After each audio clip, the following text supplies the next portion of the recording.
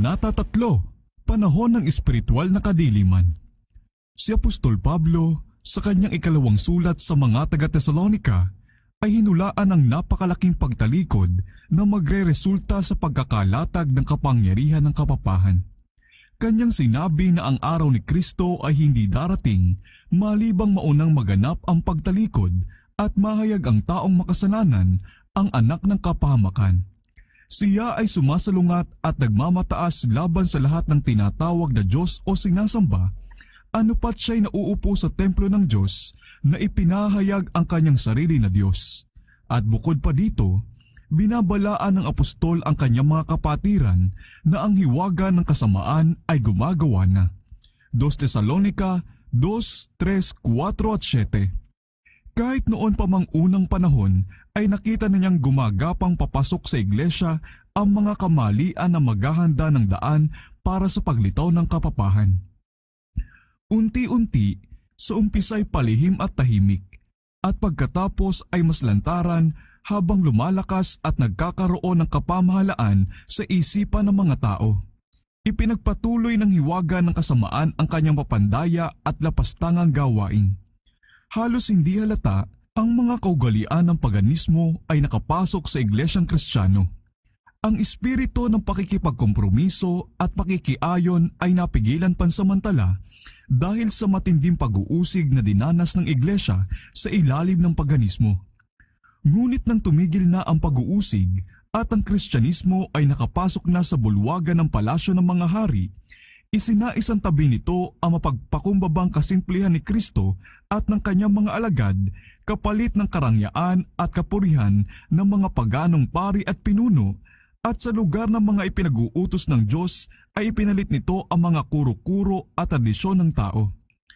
Ang naturingang pagkahikayat ni Constantino noong unang bahagi ng ika-4 na siglo ay nagdulot ng malaking katuwaan at ang sanglibutan na nakadamit sa anyo ng katuwiran ay pumasok sa iglesia. Ang gawain ng kasamaan ay mabilis ngayong sumulong. Ang paganismo, bagamat parang nalupig na, ay naging mananagumpay. Ang espiritu nito ang kumontrol sa iglesia.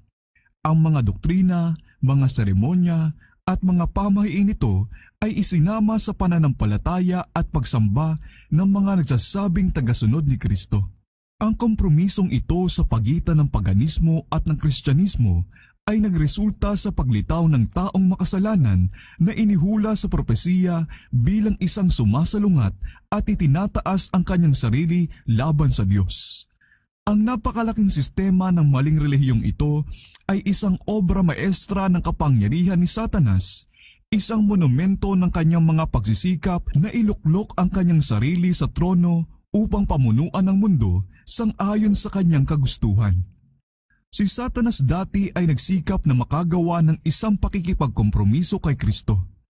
Siya'y lumapit sa anak ng Diyos doon sa panunukso sa ilang, at habang ipinapakita sa kanya ang lahat ng kaharian sa sanglibutan at ang kaluwalhatian ng mga ito, ay nag-alok na ibibigay ang lahat sa kanyang mga kamay kung kanyang kikilalanin ang paghahari ng prinsipe ng kadiliman.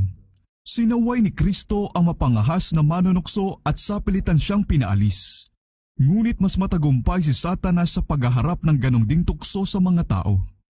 Upang matamo ang mga makasanglibutang pakinabang at karangalan, ang iglesia ay natukso na subukang matamo ang pagsang-ayon at tulong ng mga dakilang tao sa lupa, at nang maitakwil na nga si Kristo, ito'y nahimok na ibigay ang katapatan nito sa kinatawan ni Satanas, ang obispo ng Roma. Isang pangunahing doktrina ng Romanismo na ang Papa ang siya nakikitang ulo ng pangsanglibutang iglesia ni Kristo at pinagkalooban ng mataas na kapamahalaan sa mga obispo at mga pastor sa lahat ng bahagi ng sanglibutan. Higit pa dito, ang Papa ay binigyan ng mga pinakataguri mismo ng kadyusan. Siya ay tinatawag na Panginoong Diyos na Papa at idineklarang hindi maaaring magkamali.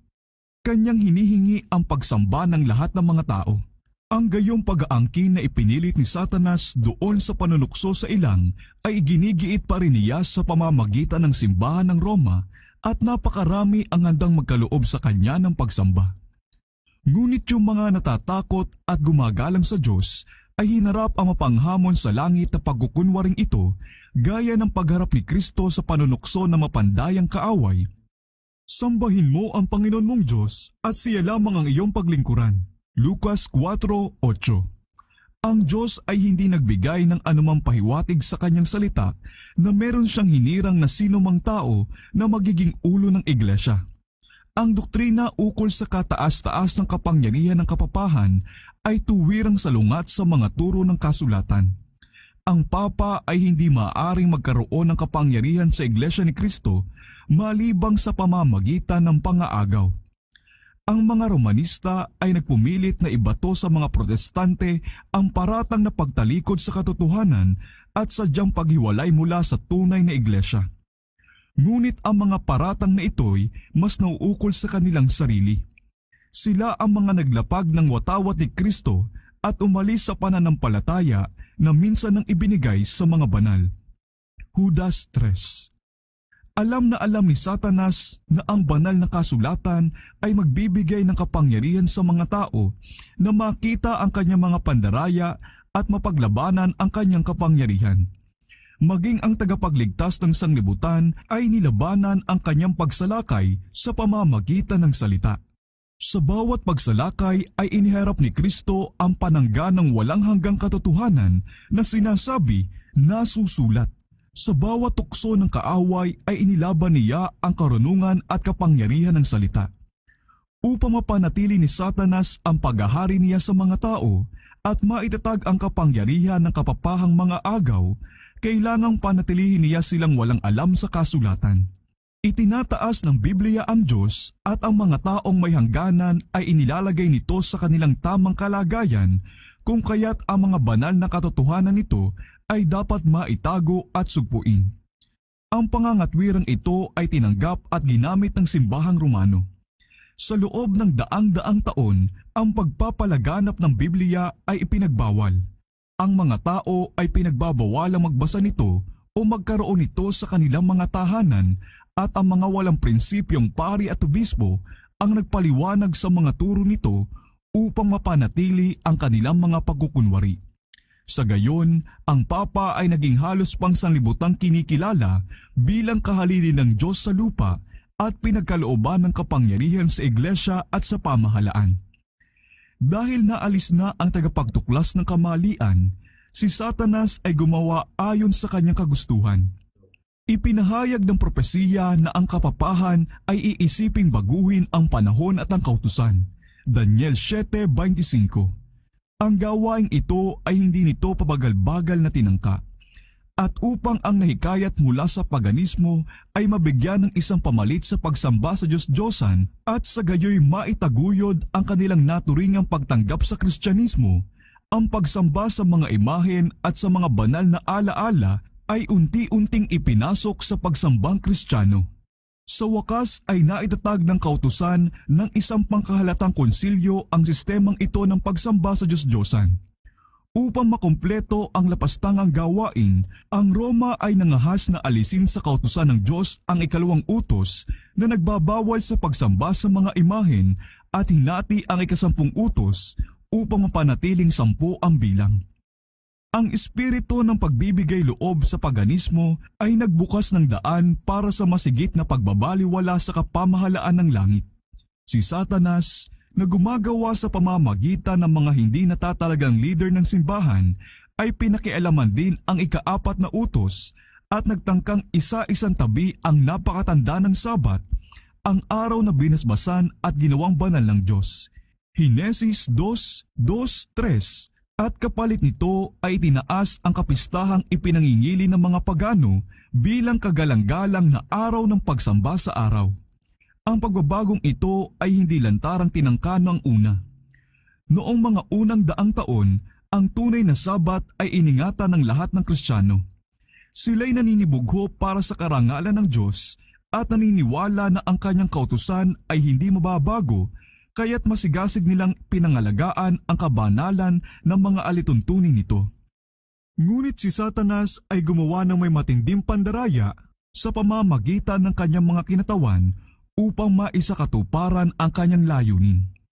Upang ang pansin ng mga tao ay matawag sa linggo, Ito'y ginawang kapistahan bilang parangal sa muling pagkabuhay ni Kristo. Ang mga serbisyong pangrelihiyon ay idinaos sa araw na ito, ngunit ito'y itinuturing na araw ng paglilibang at ang Sabat ay may kabanalan pa ring ipinangingilin.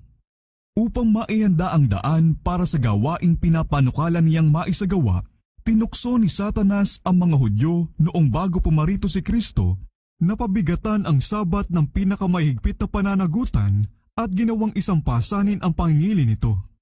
Ngayon, bilang pagsasamantala sa idinulot niyang pagkakilala dito sa maling liwanag, hinamak niya ito bilang isang bagay na itinatag ng mga Hudyo.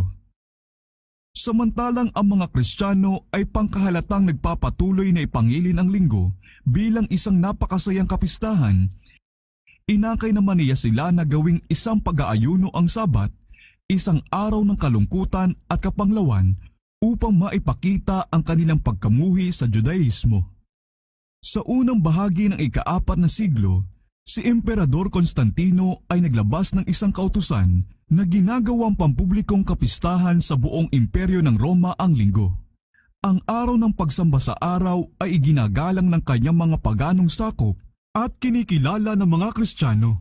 Patakaran ng emperador na pag-isahin ang magkakasalungat na kapakanan ng paganismo at Kristyanismo. Pinilit siyang gawin ito ng mga obispo ng simbahan na dahil pinasisigla ng mga ambisyon at pagkauhaw sa kapangyarihan ay nadaramang kapag magkaparehong araw na ang ipinangilin kapwa ng mga Kristiyano at mga pagano, itataguyod nito ang naturingang pagtanggap sa Kristyanismo ng mga pagano at sa gayoy mapapasulong ang kapangyarihan at kaluwalhatian ng Iglesia. Ngunit samantalang maraming Kristiyanong may takot sa Diyos ang unti-unti nang natutuksong ituring na ang linggo ay nagtataglay ng isang antas ng kabanalan, kanila pa ring pinangahawakan ang tunay na Sabat bilang banal sa Panginoon at ipinapangilin ito bilang pagsunod sa ika-4 na utos. Hindi pa natapos ang punong mandaraya sa kanyang gawain. Siya'y desididong tipunin ang daigdig ng Kristyanismo sa ilalim ng kanyang bandila at desididong gamitin ang kanyang kapangyarihan sa pamamagitan ng kanyang kahalili, ang mapagmalaking Papa na nag-aangking kinatawan ni Kristo. Sa pamamagitan ng mga paganong hindi gaanong hikayat, ng mga ambisyosong obispo at ng mga kaanib ng iglesyang maibigin sa sanglibutan, ay naisagawa niya ang kanyang layunin.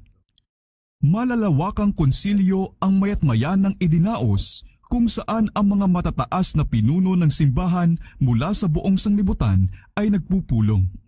Halos sa lahat ng konsilyo, ang Sabat na itinatag ng Diyos ay idinidiin pababa, samantalang ang linggo naman ay itinataas. Sa gayon, ang paganong kapistahan sa wakas ay pinarangalan bilang itinatag ng Diyos, samantalang ang Sabat ng Biblia ay ipinahayag na isang naiwang alaala ng Judaismo at ang mga nangingili nito ay dinedeklarang dapat sumpain. Ang dakilang tumalikod ay nagtagumpay sa pagtataas ng kanyang sarili laban sa lahat ng tinatawag na Diyos o sinasamba. 2 Tesalonica 2:4. Kanyang pinangasang baguhin ang nag-iisang utos sa banal na kautusan na walang pagkakamaling itinuturo ang buong sangkatauhan sa tunay at buhay na Diyos. Sa ika-4 na utos, ang Diyos ay nahahayag bilang manlalalang ng mga langit at ng lupa at sa ganong paraan ay kaiba sa lahat ng mga huwad na Diyos. Ang ika-7 araw ay ginawang banal bilang kapahingahang araw para sa tao upang magsilbing isang alaala ng paglalang. Ito'y ginawa upang laging pamalagiin sa isipan ng mga tao ang buhay na Diyos bilang pinagmumula ng buhay at pinag-uukulan ng paggalang at pagsamba. Si Satanas ay nagsisikap na ibaling ang mga tao mula sa kanilang katapatan sa Diyos at sa pagsunod sa kanyang kautusan, kung kaya't kanyang itinutuon ang kanyang mga pagsisikap laban lalo na sa kautusang iyon na nakaturo sa Diyos bilang siyang manlalalang. Ipinipilit ngayon ng mga protestante na ang muling pagkabuhay ni Kristo sa linggo ang dahilan kung bakit ito'y naging Sabat ng mga Kristiyano. Ngunit wala namang mga patunay sa kasulatan. Walang gayong paggalang na ibinigay sa araw na iyon si Kristo o ang kanyang mga alagad. Ang pangingili ng linggo bilang isang institusyong Kristiyano ay nagmula sa hiwaga ng kasamaan, 2 Tesalonica 2:7, na kahit pa noong kapanahunan ni Pablo ay nagsisimula na sa kanyang gawain. Saan at kailan inampon ng Panginoon ang anak na ito ng kapapahan? Anong matibay na dahilan ang maibibigay para sa pagbago na hindi pinahintulot ng mga kasulatan?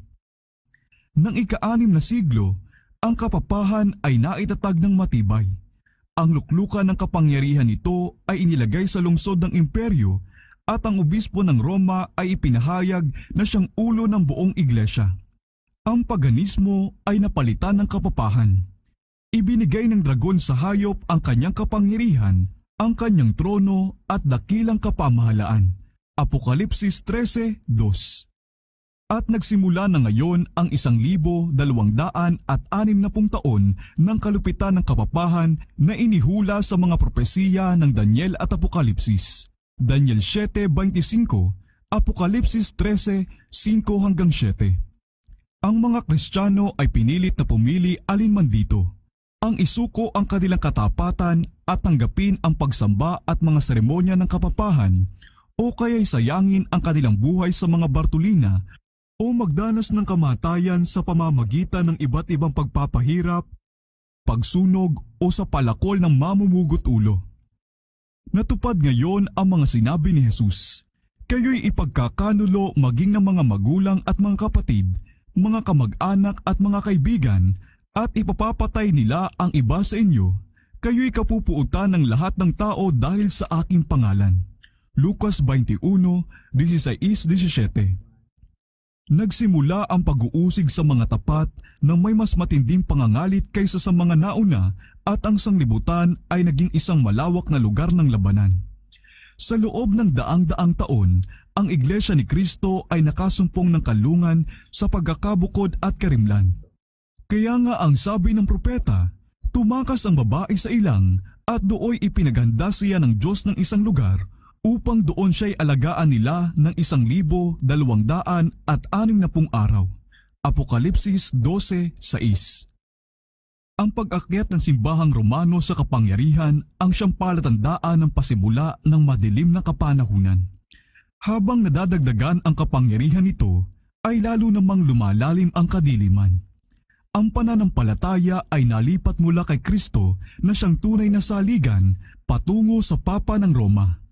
Sa halip na magtiwala sa anak ng Diyos para sa kapatawaran ng mga kasalanan at para sa walang hanggang kaligtasan, ang mga tao ay umasa sa Papa at sa mga pari at mga obispo na binigyan niya ng kapamahalaan. Sila'y tinuruan na ang Papa raw ang kanilang tagapamagitan sa lupa at walang makakalapit sa Diyos malibang sa pamamagitan niya.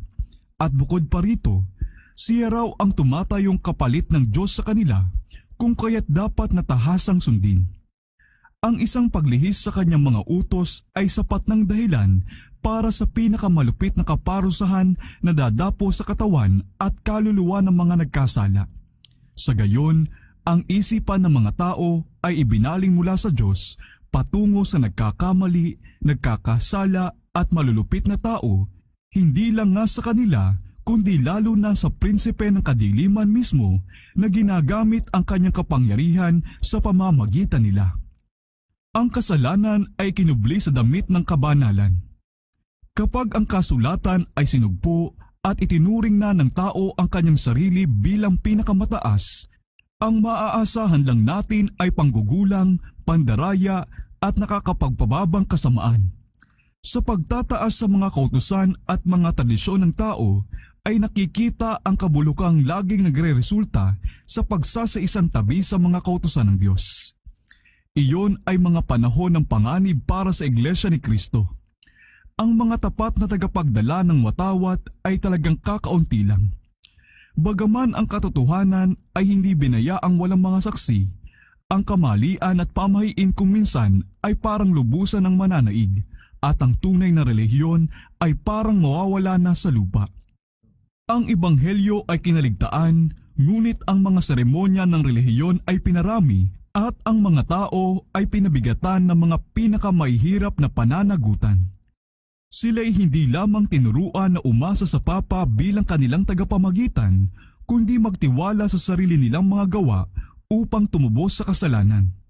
ang mga mahahabang paglalakbay, ang mga pagpipinitensya, pagsamba sa mga banal na alaala, pagpapatayo ng mga simbahan, dambana at mga altar, ang pagbabayad ng malaking halaga sa simbahan, ang mga ito at maraming iba pang gawaing kapareho nito ay ipinag-utos upang payapain ang galit ng Diyos o kaya'y makuha ang kanyang pagsang-ayon na para bang ang Diyos ay katulad sa tao na magagalit sa munting bagay o mapapayapa ng mga regalo o mga pagpipinitensya.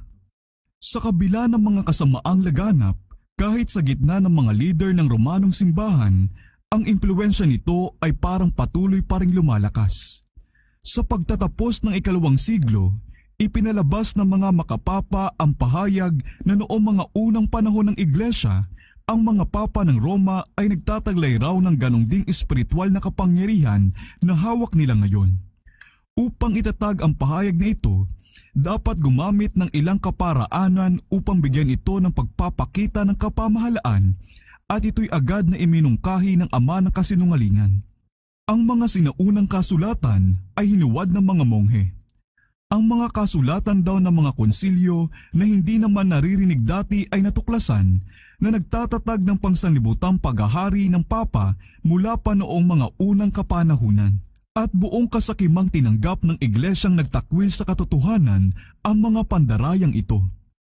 Ang iilang mga tapat na tagapagtayo sa tunay na saligan, 1 Corinto 3:10, ay nalito at nahadlangan habang ang mga basura ng maling doktrina ay nakaharang sa gawain. Kagaya ng mga tagapagtayo sa pader ng Jerusalem noong kapanahunan ni Nehemias, ang iba ay malapit ng sabihing, ang lakas ng mga tagapasan ay nauubos at marami pang basura. Hindi kami makagawa sa pader. Nehemias 4:10. Dahil pagod na sa patuloy na pakikipagpunyagi sa pag-uusig, pandaraya, kasamaan at lahat ng iba pang mga balakid na magagawa ni Satanas upang hadlangan ang kanilang pagsulong, ang iba na matagal ng tapat na mga tagapagtayo ay nasiraan ng loob at alang-alang sa kapayapaan at kaligtasan ng kanilang mga pag-aari at ng kanilang buhay, sila'y tumalikod sa tunay na saligan. Ang iba naman, na walang takot sa pagsalungat ng kanilang mga kaaway, ay buong tapang na ipinahayag, huwag kayong matakot sa kanila, inyong alalahanin ang Panginoon na dakila at kasindak-sindak. Nehemias 4:14. At kanilang ipinagpatuloy ang gawain na ang bawat isa ay nakasakbat ang kanyang tabak sa kanyang tagiliran. Efeso 6:17. Ganong ding espiritu ng pagkamuhi at paglaban sa katotohanan ang pumupukaw sa mga kaaway ng Diyos sa lahat ng panahon at ang ganong ding maingat na pagbabantay at katapatan ay laging kinakailangan ng kanyang mga lingkod. Ang mga sinabi ni Kristo sa unang mga alagad ay angkop din sa kanyang mga tagasunod sa pagtatapos ng panahon. Ang sinasabi ko sa inyo ay sinasabi ko sa lahat, maging handa kayo. Marcos 13:37. Ang kadiliman ay parang lalong kumakapal. Ang pagsamba sa mga imahen ay mas naging laganap. Ang mga kandila ay sinisindihan sa harapan ng mga imahen at ang mga dasal ay iniaalay sa kanila. Ang mga kalokohan at mapamahiin talagang kaugalian ay laganap. Ang isipan ng mga tao ay talagang lubos na kinokontrol ng pamahiin, ano pat parang ang isip mismo ay nawalan na ng pamamahala. Hanggat ang mga pari at mga obispo mismo ay mahihilig sa kalayawan, mahalay at tiwali, walang maaaring asahan kundi malubog din sa kawalang alam at bisyo ang mga taong umaasa sa kanila para sa pamamatnubay. Isa pang hakbang sa panunungkulan ng kapapahan ang ginawa ng 11 siglo ay ipinahayag ni Pope Gregory VII ang pagiging perpekto ng Romanong simbahan. Kasama sa mga pahayag na kanyang ipinalabas ay ang nagsasabi na ang simbahan raw ay hindi nagkamali kailanman ni magkakamali kailan paman sang-ayon sa mga kasulatan. Ngunit wala namang kasamang mga patunay sa kasulatan ang pagigiit na ito. Inangkin din na mapagbataas na papa ang kapangyarihan na magpatalsik ng mga emperador sa trono at ipinahayag na walang hatol na binigkas niya ang maaaring baliktarin ninuman Sa halip ay tanging karapatan niya ang baliktarin ang mga kapasyahan ng lahat ng iba pa. Ang isang kapansin-pansing halimbawa ng mapagmalupit na likas ng tagapagtaguyod na ito ng kawalang pagkakamali ay naipakita sa kanyang pagtrato sa emperador ng Germany na si Henry IV.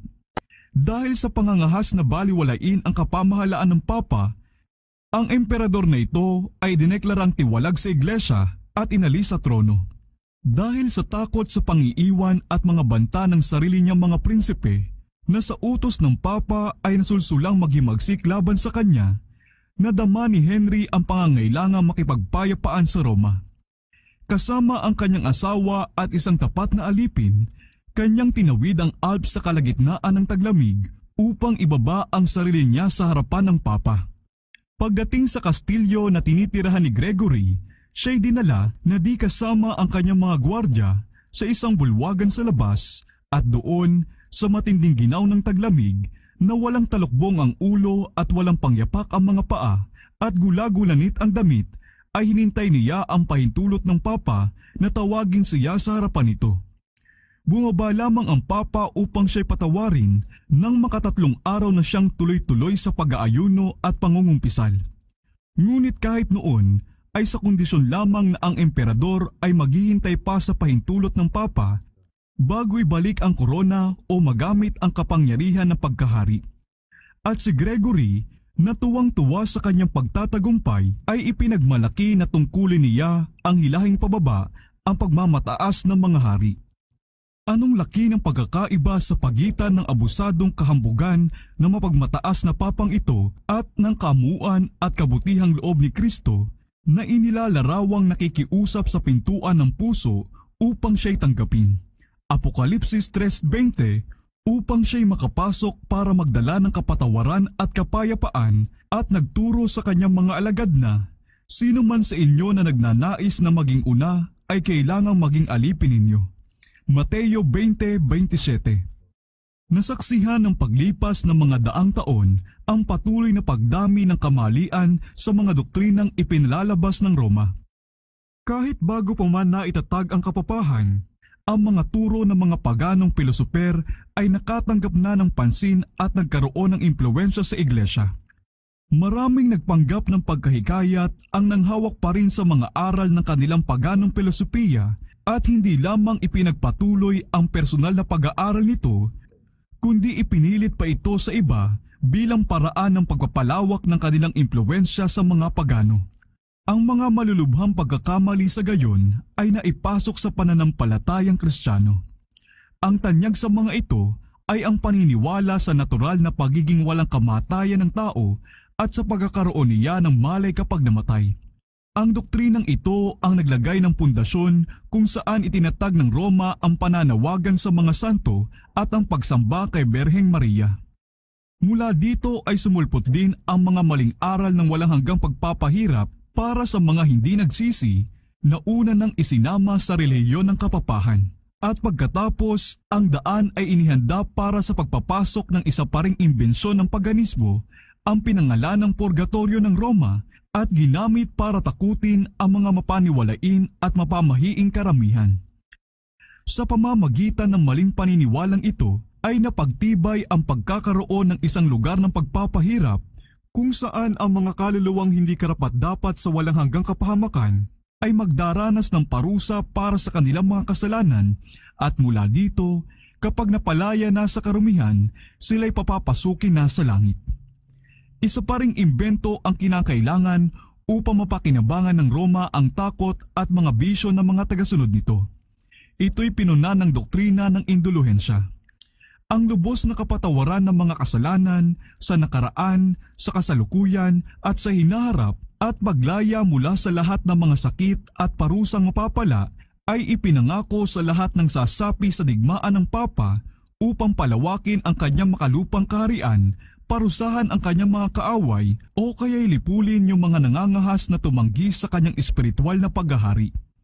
Ang mga tao ay tinuruan din na sa pamamagitan ng pagbabayad ng pera sa simbahan ay maaari nilang mapalaya ang kanilang sarili mula sa kasalanan at mapalaya rin ang mga kaluluwa ng kanilang mga namatay ng kaibigan na nakakulong sa nagpapahirap na apoy. Sa ganyang paraan, napuno ng Roma ang kanyang mga kabangyaman ng salapi at natustusan ang karangyaan, luho at bisyo ng mga nagkukunwaring kinatawan ni Kristo na siyang wala man lang kahit mapagpahingahan ng kanyang ulo. Ang ordinansa ng kasulatan tungkol sa huling hapunan ng Panginoon ay pinalitan na mapagsamba sa Diyos-Diyos ang pag-aalay ng misa. Sa pamamagitan ng walang kabuluhan nilang seremonya, ang mga pari ng kapapahan ay nagkukunwari na ang simpleng alak at tinapay ay nagagawa nilang tunay na katawan at dugo ni Kristo. Cardinal Wiseman, the real presence of the body and blood of our Lord Jesus Christ in the Blessed Eucharist, proved from the Scripture, Lecture 8, Section 3, Paragraph 26. Sa lapastangang pangangahas ay hayagan nilang inaangkin ang kapangyarihang makalikha ng Diyos, ang manlalalang ng lahat ng bagay. Ang mga Kristiyano ay inuutusang magpahayag ng kanilang pagsampalataya sa nakakapangilabot at insulto sa langit na maling paniniwalang ito kung ayaw nilang maparusahan ng kamatayan. Ang maraming bilang na tumanggi ay sinunog. Noong ika-13 siglo, ay itinatag ang pinakakakilakilabot sa lahat ng mga makinarya ng kapapahan, ang Inquisition. Ang prinsipe ng kadiliman ay gumawa sa mga lider ng pamunuan ng kapapahan. Sa mga lihim na kapulungan nila ay kinontrol ni Satanas at ng kanyang mga anghel ang isipan ng mga masasamang tao, samantalang hindi nakikitang nakatayo sa kalagitnaan ang isang anghel ng Diyos na isinusulat ang nakakapanghilakbot na tala ng napakawalang katarungang mga utos nila at isinusulat ang kasaysayan ng mga gawaing lubhang kalagim-lagim sa mga mata ng tao. Ang dakilang Babylonia ay lasing sa dugo ng mga banal. Apokalipsis 17:5-6. Ang mga sugat-sugat na anyo ng milyong-milyong martir ay sumisigaw sa Diyos para sa paghiganti laban sa tumalikod na kapangyarihang iyan. Ang kapapahan ay naging hari-harian sa sanglibutan. Ang mga hari at mga emperador ay nagpasailalim sa mga utos ng Papa sa Roma. Ang kapalaran ng mga tao, parehong sa panahong kasalukuyan at sa walang hanggan, ay parang nasa ilalim ng kanyang pamamahala. Sa loob ng daang-daang mga taon, ang doktrina ng Roma ay malawakan at lubos na tinatanggap. Ang mga seremonya nito ay may paggalang na isinasagawa. Ang mga kapistahan nito ay laganap na ipinagdiriwang. Ang mga pari nito ay labis na iginagalang at masaganang tinutustusan. Ngayon lang nagtamo ang Romanong simbahan ng mas dakilang karangalan, karangyaan o kapangyarihan. Ngunit ang katanghaliang tapat ng kapapahan ay siyang hating gabi ng sanglibutan. J.A. Wiley, The History of Protestantism, Book 1, Chapter 4. Ang banal na kasulatan ay halos hindi alam, hindi lamang ng mga tao, kundi pati na ng mga pari. Gaya ng mga Pariseo noong una, kinamuhian ng mga lider ng kapapahan ang liwanag na magbubunyag sa kanilang mga kasalanan. Dahil naalis na ang kautusan ng Diyos na siyang pamantayan ng katwiran, sila'y walang limitasyong gumamit ng kapangyarihan at ginawa ang mga kasamaan ng walang pumipigil. Lumaganap ang dayaan, kasakiman at malaking kasamaan. Ang mga tao ay walang inaatrasang krimeng papakinabangan nila ng kayamanan at posisyon. Ang mga palasyo ng mga papa at mga obispo ay eksena ng nakapangdidiring kahalayan. Ang ilan sa mga nagaharing papa ay nagkasala sa mga krimen na talagang nakakasuklam, anupat pinagsikapan ng mga pinuno sa lupa na patalsikin ang mga matataas na pinunong ito ng simbahan na parang mga halimaw na lubhang napakasama para hayaan na lang. Sa loob ng daang-daang taon, ang Europa ay hindi sumulong sa kaalaman, sa sining o sibilisasyon. Isang moral at pangkaisipang pagkaparalisa ang dumating sa sangkakristyanuhan. Ang kalagayan ng sanglibutan sa ilalim ng kapangyarihan ng Roma ay nagbigay ng isang nakakatakot at kapansin-pansing katuparan sa mga sinabi ni Propeta Hoseas, "Ang aking bayan ay nawawasak dahil sa kakulangan ng kaalaman, sapagkat itinakwil mo ang kaalaman, itinatakwil din kita. Yamang iyong nilimot ang kautusan ng Diyos, aking ding lilimutin ang iyong mga anak. Walang katapatan o kabaitan man, ni kaalaman tungkol sa Diyos sa lupain. Naroon ang panunumpa, pagsisinungaling, pagpatay, pagnanakaw at pangangalunya, Sila'y gumagawa ng karahasan upang ang pagdanak ng dugo ay masundan ng pagdanak ng dugo. Oseas 4:6, 1 at 2. Ganyan ang mga resulta ng pagwawaksi sa salita ng Diyos.